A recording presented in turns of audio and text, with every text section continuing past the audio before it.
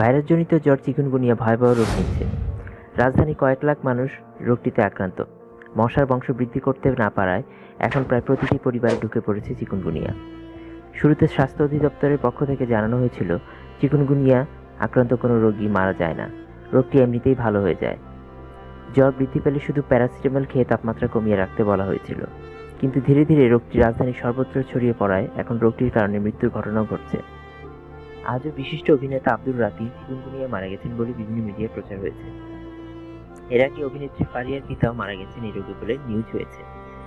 এ ব্যাপারে ট্রপিক্যাল মেডিসিনের বিশিষ্ট চিকিৎসক, গবেষক ও স্বাস্থ্য অধিদপ্তরের সাবেক মহাপরিচালক ডক্টর M.A. ফায়েজ জানান, ভাইরাসজনিত রোগ চিকুনগুনিয়ায় সাধারণত কারো মৃত্যু হয় না, কিন্তু অন্যান্য রোগের সাথে চিকুনগুনিয়ায় আক্রান্ত হলে আগের রোগটি জটিল হলে শরীরের রোগ প্রতিরোধ ক্ষমতা আরও হ্রাস পায়, ফলে কারো মৃত্যু হতে পারে।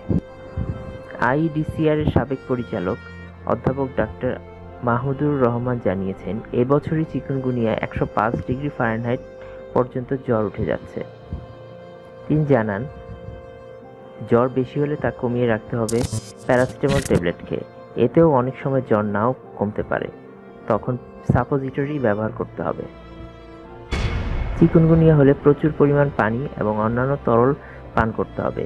বেশি বেশি পানি জাতীয় খাবার খেলে রোগটিতে খুব বেশি কাবু হয় না রোগীরা। এ সময় ডাবের পানি, খাবার স্যালাইন খুবই উপকারী। সবশেষে আপনাদের কাছে একটি ছোট্ট অনুরোধ, আমার এই ভিডিওটি যদি আপনাদের এতটুকু ভালো লেগে থাকে তাহলে বেশি বেশি শেয়ার করে অন্যদেরকে দেখার সুযোগ করে দিন। আর আপনার মূল্যবান মতামত ভিডিওর নিচে কমেন্ট বক্সে আমাকে জানিয়ে দিন। আমার পরবর্তী ভিডিওগুলো দেখতে চাইলে সাবস্ক্রাইব করে আমার সাথেই কানেক্টেড থাকুন। ধন্যবাদ।